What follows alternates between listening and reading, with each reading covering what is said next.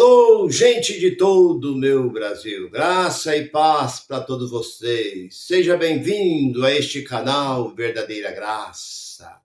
Você, meu irmão, é coisa nossa. O Evangelho da Graça é coisa nossa.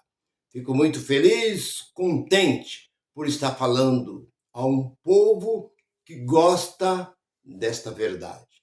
Você gosta de ouvir, mas a maioria do povo não gosta da verdade.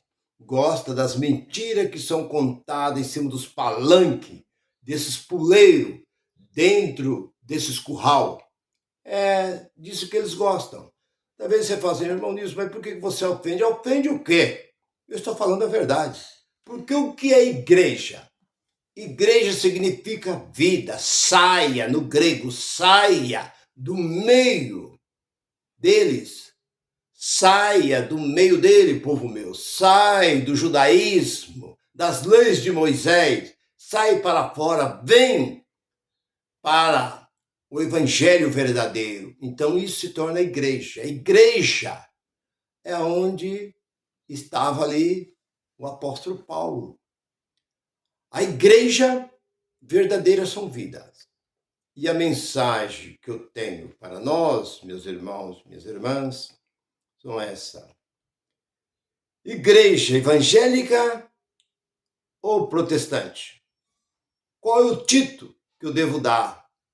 Protestante ou evangelho? Bem, igreja, como eu estava dizendo, são vida, são pessoas. Não sabeis que vós são a verdadeira igreja de Cristo? Vós não são tijolo, não é parede, concreto, não são essas coisas que são a igreja de Deus. A igreja verdadeira de Deus são vida. Aonde o apóstolo Paulo ia, a igreja ia com ele. Como assim, irmão Deus? A igreja ia com Paulo? Ia. Mas como ela ia? Eles iam lá, arrancava ela, com alicerce e tudo, punha em cima, naquele tempo não tinha caminhão, eles punham em cima de um grande carro de boi e saía acompanhando. Chegava lá, aquele monte de homem descarregava aquela igreja, e ali, quando terminava o culto, eles punham aquela igreja de volta e punham em cima do carro e ia para outro lugar. Era assim, não era assim? Não é isso que vocês imaginam? Se a igreja acompanhava Paulo, talvez na imaginação de vocês é assim. Não, meu irmão. A igreja são vidas. Quando o apóstolo Paulo chegava num determinado lugar, logo a notícia se espalhava. E ali o povo se juntava, aqueles que se juntavam para ouvir a verdadeira, suave, graciosa e bendita palavra de Deus. E ao sair daquele lugar, ele saía completamente transformado por uma palavra que edificava, porque a lei só servia para condenar.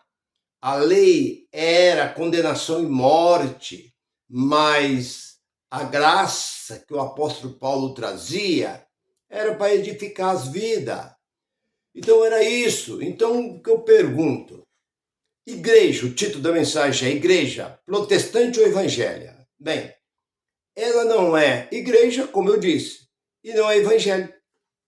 Porque evangélico não existe. Existe evangelho. Evangelho significa duas coisas que nós encontramos na Bíblia. Evangelho é boas novas, boas notícias. Evangelho é poder de Deus. Romanos 1,16. Não me envergonhe do evangelho de Romanos. Não me envergonhe do evangelho, por quê? Porque é poder. Eu me envergonho da lei de Moisés. Não que está dito, não que Paulo diz que se envergonhava da lei de Moisés, mas em outras palavras, em outros dizer, me envergonho da lei. Que eu nasci dentro dessa lei, vivi dentro dessa lei. Essa lei já está completando quase 1.500 anos. Transformou quem?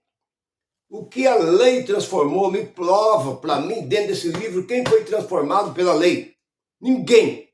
A lei não justifica ninguém, como diz o apóstolo Paulo. Ninguém foi justificado pela lei, mas justificado pela a graça. Por isso que o mesmo São Paulo diz, todos que estão na lei está debaixo de maldição. Gálatas 3, 10 e 11. E Jesus, no versículo 13, ele se fez maldito no lugar do seu povo, não no meu lugar, porque eu não vivia, não existia naquele tempo. Jesus se fez maldito no meu lugar. Não, no meu não foi, porque eu não vivia naquele tempo. Eu fui existir 2000 anos depois. Mas no lugar do seu povo ele se fez maldito. Então, por que não é nem igreja nem evangelho? O que é? Protestante. A palavra correta é protestante. Por quê? Porque se protesta contra esta verdade. Eles são os maiores protestantes que você pode olhar, você pode mostrar, você pode ler, você pode explicar. Eles falam que você está torcendo a verdade, que eles não acreditam. Eu acredito no que o meu pastor disse. Eu acredito no que fala o meu pastor. Eu acredito no meu teólogo. O que diz o meu professor da escola dominical falou isso, falou assim, assim, eu acredito nele. Algo que você está falando, eu não acredito. Então vamos fazer o quê? Se as pessoas não querem acreditar no que está aqui dentro. Então, por isso que eu digo, são os verdadeiros protestantes, porque se protesta contra a verdade de Cristo. Ele se levanta contra nós. Eu preguei essa semana, agora que passou, sobre bênção e maldição. Nós somos amaldiçoados. Eles lançam a maldição sobre nós. Mas como disse lá em Provérbios, capítulo 25:2, versículo 2, que a maldição sem causa, ela não tem efeito nenhum.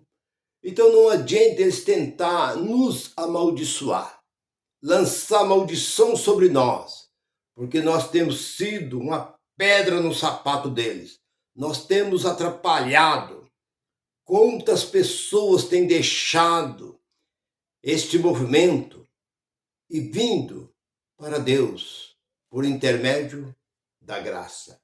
Nós encontramos quantas e quantas pessoas que eram pastores, como no meu caso, eu falo, irmão, eu quero estar gravando, eu era um grande conhecedor, não sou, um grande conhecedor.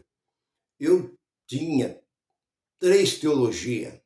Eu, de vez em quando, eu cito alguma passagem da teologia, mas eu não acredito. Eu fiz como fez Paulo. Jogou tudo, comparou tudo como esterco. Leitura deste livro aqui, que eu tenho de leitura, de livros que eu li.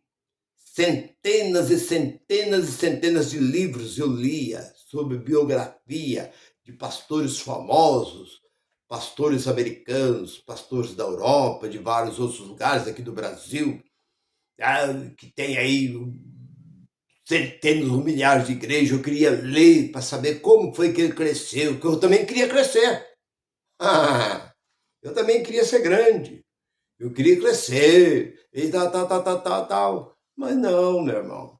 O apóstolo Pedro diz crescer na graça, lá 3:18 de Pedro, crescer na graça e no conhecimento de nosso Senhor e Salvador Jesus Cristo. Esse é o único conhecimento que ele nos dá. Não é crescer em número de movimento de igreja, como se diz por aí, igreja. Mas, na verdade, a Bíblia nunca chamou de igreja esses movimentos. Eu já preguei e volto a falar. Então você fala, mas, irmão Nilson, você está dizendo que isso daí não é igreja? Um local, essas catedrais que eles têm construído, aí com a visão bonita, bem ampla, bem adornado, com ar-condicionado, bancos e tantas coisas. Eu conheço templos. Em São Paulo ele tem até fonte luminosa dentro do templo. Aquelas coisas mais lindas. Isso daí para Deus é lixo. Para o homem, sim. O homem se orgulha em dizer: você quer conhecer a minha igreja? Eu vou levar você na minha igreja. O camarada entra, mas que coisa linda, aquela coisa mais bonita. E tal. Para Deus, não. Deus não está preocupado com esse tipo de templo, porque isso não leva a nada, porque Deus não habita. Eles cantam aquela música que diz: quando eu cheguei aqui, meu Senhor já estava. Quando eu cheguei aqui, meu Senhor já estava. No meio da igreja ele passeava. Quando eu cheguei aqui, meu Senhor já está. Então, como? Então Deus tem que ir esperar. Eu vou ficar por aqui, porque eu sei que aqui vai chegar um povo para me adorar. Sabe o que é isso? Seus mentirosos, seus enganadores. Como Deus vai chegar no templo se Deus nunca habitou 17 e 24 de Atos? Deus nunca habitou em templo nenhum. Outra vez, 7 e 47 e 48 de Atos, Deus não habitou nem mesmo no templo construído por Salomão, que Deus ordenou Salomão que construísse, mas ele não habitou lá. Deus não habitou nem mesmo no tabernáculo de Moisés, lá no início. Deus vinha na porta do tabernáculo, dentro de uma nuvem, e falava com Moisés. Jesus 9 e 24 de Hebreus, Cristo nunca entrou num santuário feito por mão humana. Ele entrou diretamente ao céu. Então pare com essas coisas. Pare com essas enganações, com essas mentiras. Então vocês protestam contra a verdade, jogando maldição contra os pregadores da graça, porque nós não precisamos de dinheiro. Nós não precisamos, não queremos o seu dinheiro. Nós queremos o seu comentário. Quando você liga, quando você deixa os seus comentários, isso muito nos alegra. Quando você curte a nossa mensagem, isso muito nos alegra. Quando você curte a nossa mensagem. E a gente, eu estou aprendendo, aprendi, meu irmão, que mensagem. É isso, é o que nos alegra.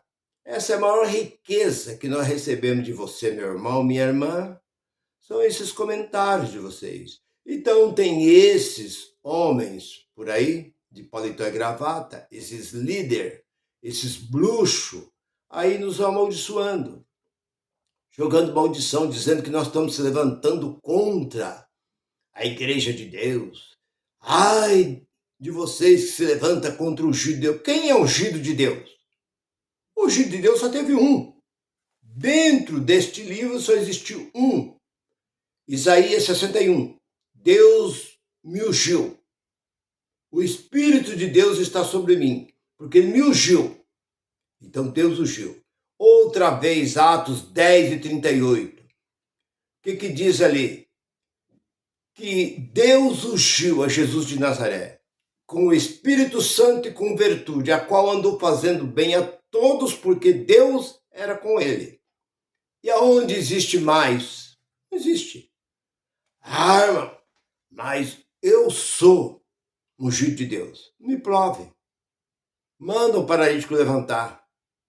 Vai lá no velório, manda um morto sair lá dentro do caixão. Ressuscita, vai lá na sepultura.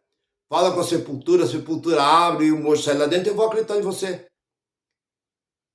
Se você fazer isso, eu vou encher um ônibus aqui de pessoas com problema visual, pessoas aí com problema de paralisias, problema de cadeira de roda. Eu vou encher um ônibus e levar aí e volta tudo curado. Aí sim, aí eu acredito, porque assim que a Bíblia diz que multidão eram curados através dos apóstolos.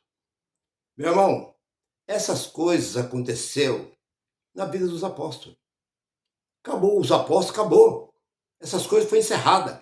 Isso acabou. Porque ele subindo ao céu, ele deu. O que é deu? Deu é passado. Ele deu enquanto o templo estava de pé. O templo caiu, acabou. O apóstolo Paulo foi bem claro. Ele diz, depois da minha partida. Segundo o que eu sei, o apóstolo Paulo morreu em 68. Não no primeiro século, do ano 68. Mas antes dele morrer, ele deixou bem escrito, lá em Atos capítulo 20, versículo 29 e 30. Depois da minha partida, surgirão lobos cruel e devorador, que não poupa nem mesmo o rebanho. E esses lobos vão surgir dentre vós. Então vocês podem ver aí, por aí, eu não preciso nem citar, mas vocês estão vendo aí que quando morre um presidente, um que diz presidente que presidente não existe, logo no meio do grupo aí se levanta algum aí, não, porque eu sou o vice, porque eu sou fulano, eu vou assumir esse poder aqui, esse ministério aqui.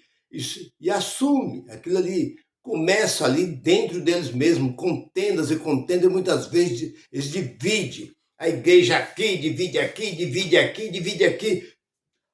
Pica, como está picando ali um pedaço de carne ali.